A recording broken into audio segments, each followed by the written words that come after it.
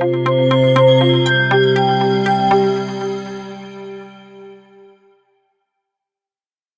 alaikum. Amin Babragzaim د مایکروسافت ورد پروګرام معرفتي ښوونیزې ویډیو چې د مبتدي زده کوونکو لپاره یوه ښه پیلامه ثابتېدای شي ستاسو سره یم.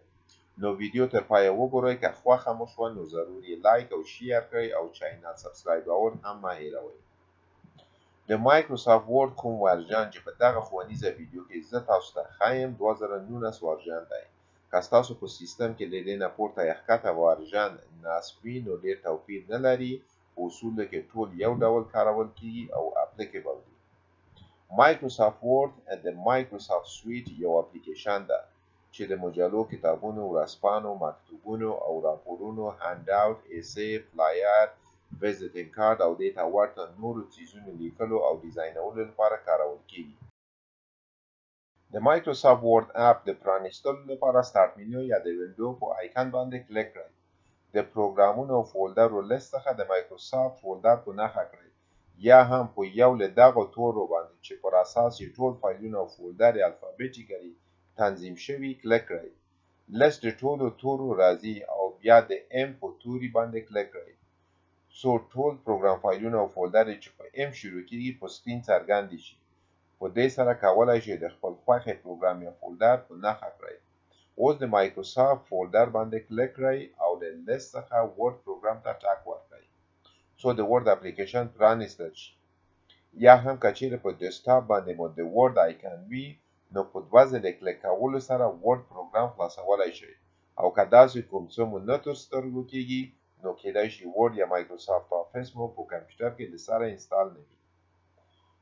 د مایکروسافت ټول اپلیکیشنو انټرفیس لکه ورد، اکسل، پاورپاینټ او اکسس ډېر سره ورته والی لري چې معمولا په پاسنۍ برخه کې مینو ده چې له ګڼو تبونو څخه یې جوړښت رامنځته شوی لکه هوم تب، انسرت تب، ډرا تب، ډیزاین تب، لی اوټ تب او په همدې توګه ریفرنس، میلینګز، ریویو، ویو او هیلپ تب دی او د هر تب په کلیک کولو سره اړونده ریبن یې لاندې څرګندیږي او هر ریبن له مختلفو ګروپونو څخه یې جوړښت رامنځته شوی چې د هر تب ریبن سره توپیر لري. لکه د هوم تب ریبن د خپل ځانګړي وظایفو د ترسره کولو لپاره ځانګړي ګروپونه لکه کلیپ بورډ، فونټ، پاراګراف، سټایل او ایډیټینګ ګروپونه لري او هر ګروپ خپلې آیکنې او آپشنې لري او په همدې توګه نور تبونه هم خپلې ریبنې او ګروپونه لري او د خپلو وظایفو د ترسره کولو لپاره هر ګروپ یې خپلې آپشنې او آیکنې لري. پاتې دې نه وي چې هر ګروپ په خپل ښي لوري لاندنۍ برخه کې یو کوچنی غشی لري چې لانچ آیکن هم ورته ویلی شو. خو ځینې ګروپونه چې ډېرې آپشنې نه لري او ټولې آپشنې په اختصاص شوي ځای کې ځای شوي دي دغه غشی یا لانچ آیکن نه لري. نو هر کله هم که کوم آپشن د ګروپ پر مخ نه و نو دغه غشی یا لانچ آیکن باندې په کلیک کولو سره نورې آپشنې د ګروپ څرګندیږي. زه په خپله وړاندې تر دې چې کوم څه باندې کار پیل کړم خوښوم چې ځینې تنظیمات د خپل ځان لپاره تعیین کړم. مثلا دغه صفحه زما د ډاکیومنټ ده او په لاندنۍ برخه کې زوم انډیکیټر ده. زه غواړم چې دغه ویو په سلو باندې ودروم چې دا زما لپاره ښه اندازه ده. البته دا یوازې د سکرین لپاره ده نه د پرنټ لپاره. همدارنګه رولر یا خطکش هم غواړم چې په سکرین څرګند وي. نو ویو تب باندې کلیک کولو سره رولر ټیک کوم یا دلته پاس د هیلپ تب ترڅنګ چې لیکلی دي tell me what you want to do باندې کلیک کړئ او شو رولر ولیکئ او د رولر آپشن په څرګندېدو سره ورباندې کلیک کړئ. تاسو ګورئ چې رولر د صفحې په پاسنۍ برخه کې راښکاره کیږي. د رولر خړ رنګه ساحه ستاسو حاشیه یا مارجن په ګوته کوي خو کولی شئ چې کم یا زیات یې هم کړئ. ماوس پوینټر په سر کې پرې راولئ او کله هم چې په دوه سرې غشي باندې واوښت نو کلیک او ډرګ یې کړئ. په دې سره حاشیه مو کم یا زیاتولی شئ او د رولر په سر کې دا سرکوزی مثلث ستاسو د پاراګراف لومړی لاین ته انډنټ یا فاصله ورکوي او د رولر یا خطکش دغه دوه سرپورته مثلثونه ستاسو پاراګراف ته د ښي او کیڼې لوري نه انډنټ یا فاصله ورکوي.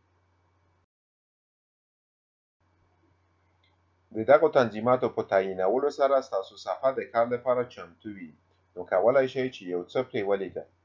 مثلا زه یو عنوان یا هیډینګ ټایپ کوم چې هغه مایکروسافت ورډ 2019 دی، او اوس د هوم په تاب باندې کلیک کوم او د فونټ او پاراګراف کټګورۍ نه په استفادې سره غواړم چې دغه د عنوان په توګه د صفحې په سنټر کې راولم، او د خپلې خوښې فونټ ورته تعینوم او سایز یې هم 20 ټاکم. او له دې کار نه وروسته غواړم چې فایل ثبت کړم. د فایل تاب چې له نورو تابونو سره په توپیر کې دی، سیو باندې کلیک کوم او فایل ته نوم ورکوم او په خپل فولډر او ډرایو کې ثبتوم. که چیرې فولډر فایل اکستنشن سره آشنا نه یاست، نو وینډوز 10 پلی لیست باندې کلیک کړئ او د فولډر فایل او اکستنشن اړونده ویډیو کتلی شئ چې په پوره تفصیل وضاحت ورکړل شوی دی.